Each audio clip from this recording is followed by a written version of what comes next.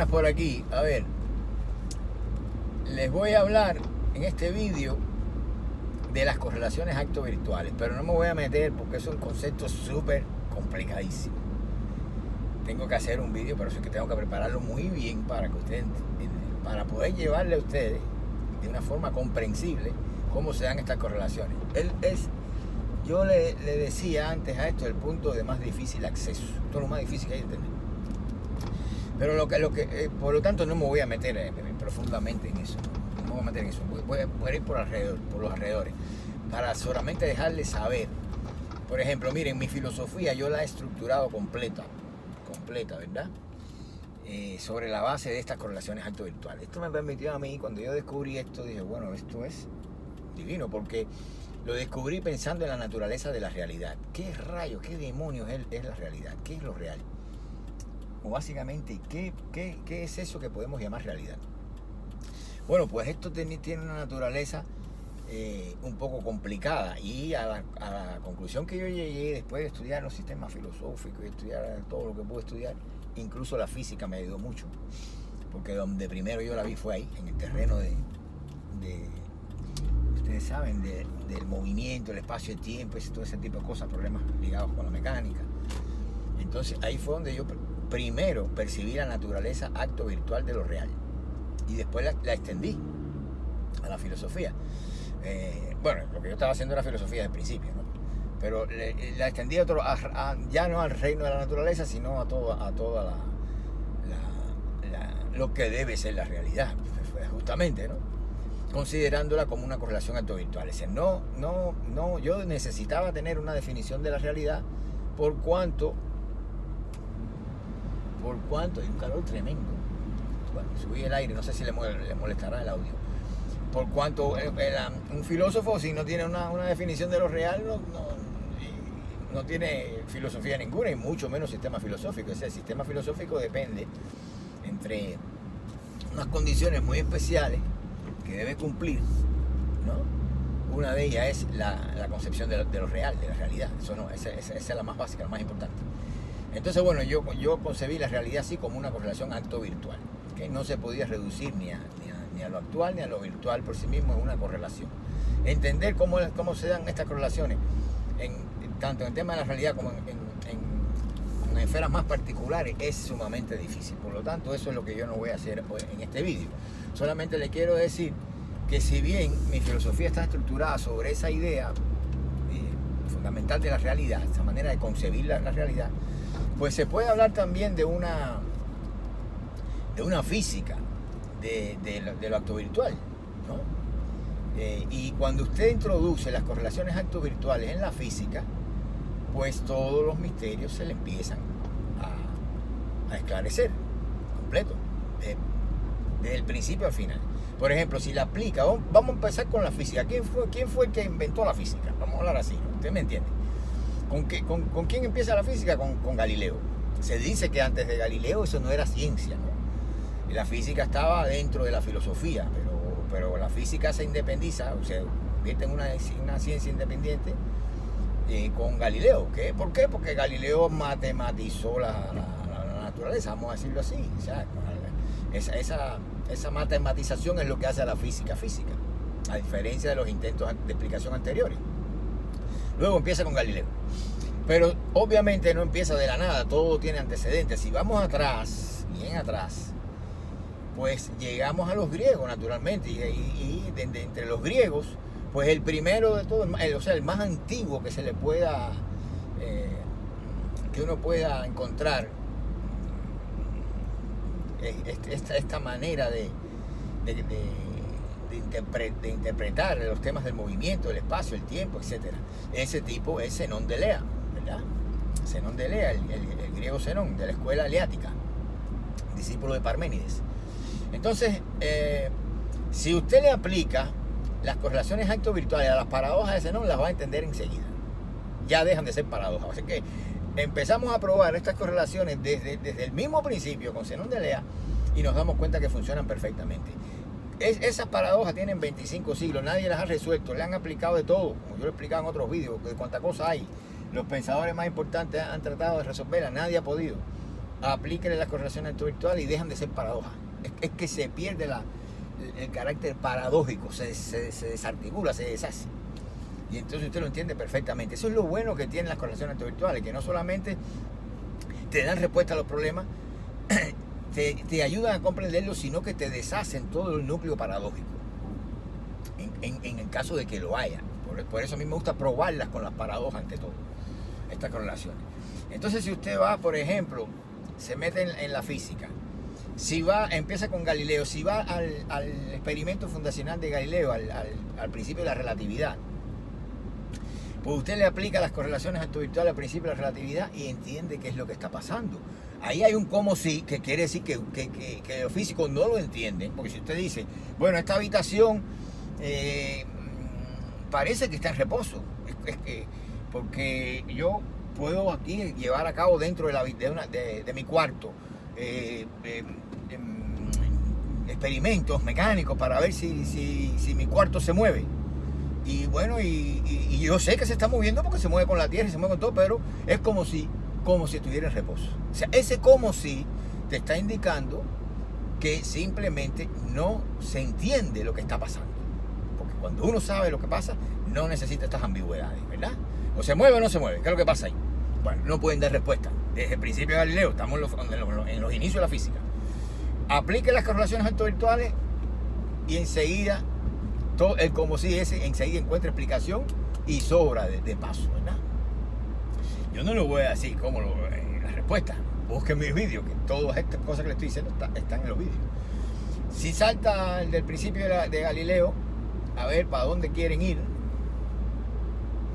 para la teoría de la relatividad. Vamos a dejar a Galileo, vamos a coger a Einstein, ¿no? Me salto a Newton porque Newton no se enfrentó a problemas de este tipo. Entonces llegamos a Einstein. Mucho núcleo paradójico, hay muchas cosas extrañas, ¿verdad? En contra del sentido común. Bueno, ¿cómo se entiende esto? Al final la gente termina acostumbrándose, pero no hay explicación. ¿Se dan cuenta? No hay una explicación racional. No hay algo que tenga sentido, que usted pueda utilizar ese sentido como un paso. No, nada, todo. Bueno, ¿te lo creo o no te lo crees?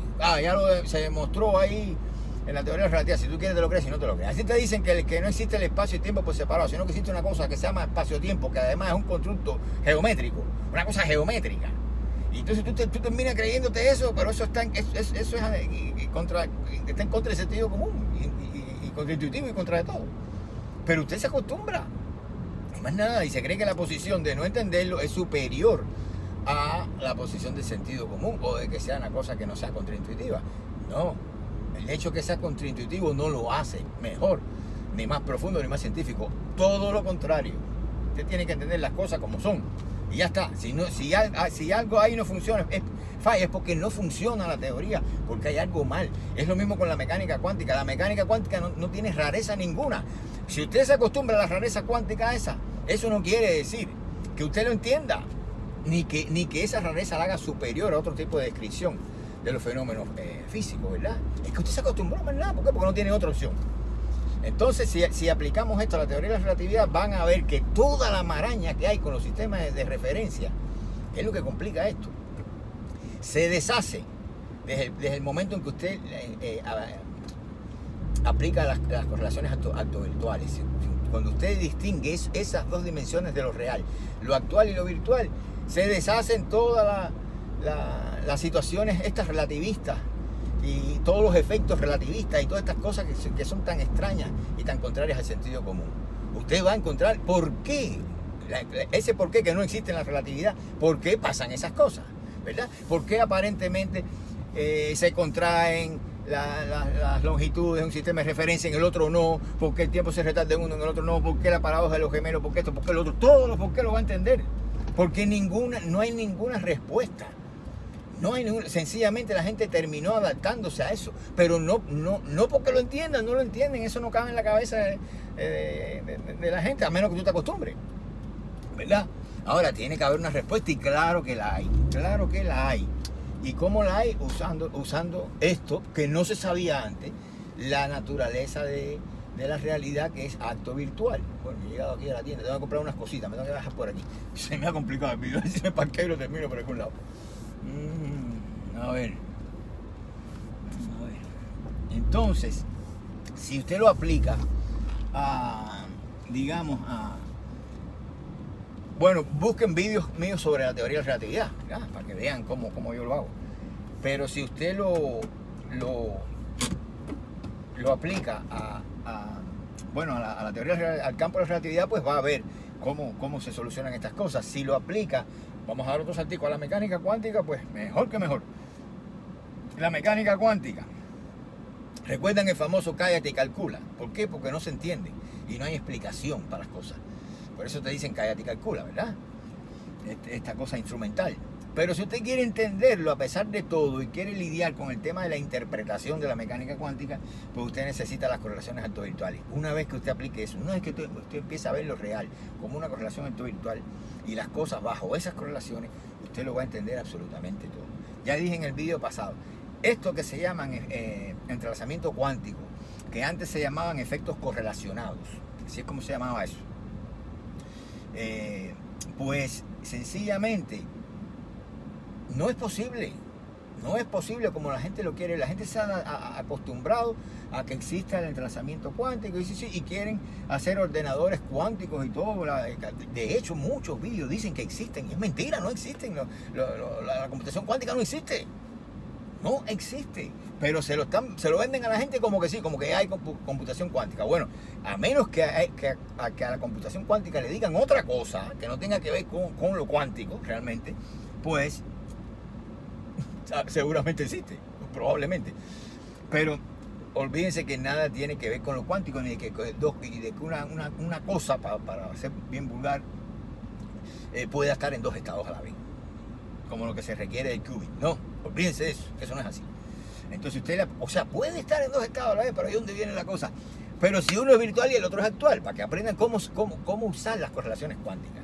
Entonces eso entre ellos no va a haber ningún tipo de interacción física, porque uno de esos estados es virtual y el otro es actual. Están en dos dimensiones distintas de la realidad. No va a pasar, a pesar de que usted lo vea. Usted lo ve teóricamente y dice, sí, se puede, pero no se puede. Pero entiendan que en la práctica eso no se puede. Porque son dos dimensiones diferentes de la realidad. Pasa lo mismo con todo, ¿qué le puedo decir? Con todas las rarezas de la mecánica cuántica, usted la puede entender bajo. Yo lo he aplicado en todo, ¿verdad? Y sobre todo en el experimento cuántico de la doble rendija, que fue el fundamental de la mecánica cuántica. En todo yo lo he aplicado, ¿no? Sí, en mis correlaciones altovirtuales. Si usted quiere aplicar eso, por lo tanto le digo que puede haber una física de lo altovirtual, ¿verdad? Tienen que reescribirla desde el principio para que entiendan que no hay nada paradójico, que todas las cosas son completamente entendibles, explicables e interpretables. Sé que si acabamos con el problema de la medición, acabamos con el problema de la interpretación, siempre y cuando estemos ceñidos a las correlaciones altovirtuales, que entendamos que la realidad tiene esa doble dimensión. Si nosotros empezamos a ver la realidad solamente como una realidad de tipo actual, donde se efectúan las mediciones, etcétera, etcétera, o una realidad de tipo virtual, donde se efectúan los cálculos, entonces nunca vamos a tener respuesta.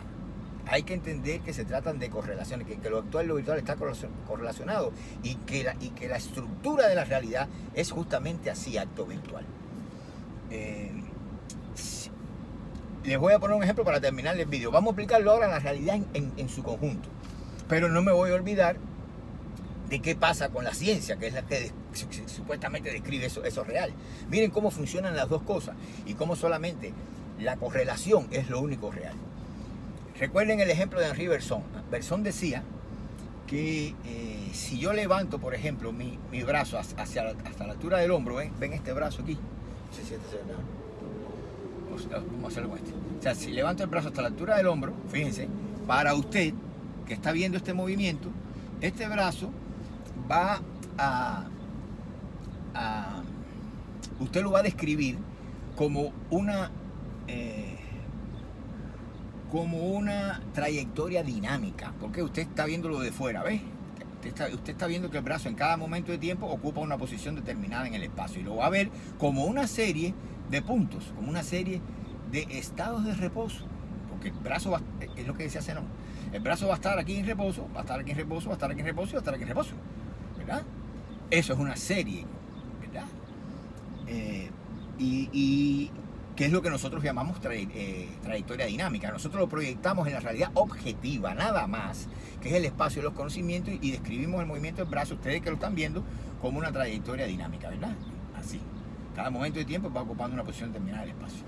Sin embargo, para la persona, en este caso para mí, que estoy ejecutando el movimiento, se trata de un paso, se trata de un movimiento único, miren, sin paso por los puntos intermedios. Para ustedes es una trayectoria dinámica, una serie, ¿verdad?